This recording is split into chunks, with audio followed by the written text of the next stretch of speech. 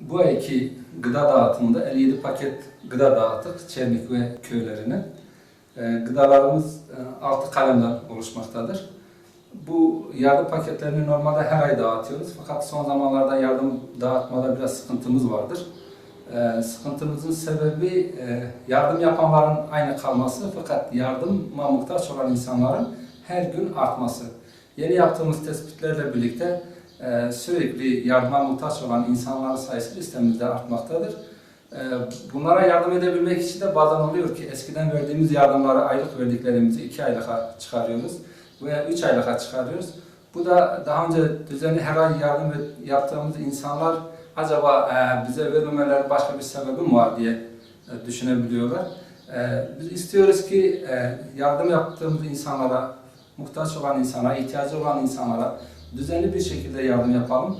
Tabii bunun da çözüm yolu olarak da hayırsever insanların bu konuda duyarlı olmalarıdır. Eğer duyarlı olurlarsa biz yardım yapacağımız insanların mağdur etmezsek bu bizim için daha iyi olacaktır. Hem dünyamız için hem ahiretimiz için özellikle bir sadakayı olarak düşündüğümüz zaman bu insanların ahireti için iyi bir yatırım olmuş olacaktır.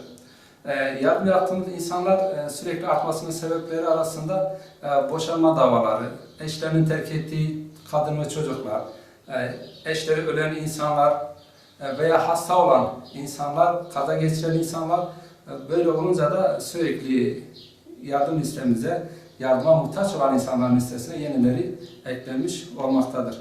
Biz istiyoruz ki gerek Çermik, gerek köylerinde bütün yardıma muhtaç olan insanlara ulaşmaktır. Hedefimizde bu vardır. Bunun için de bize gelen isimlere tek tek gidip tespit etmeye çalışıyoruz. İnşallah muhtaç olan insanların hepsine yardımı ulaştırırsak biz o zaman mutlu olacağız.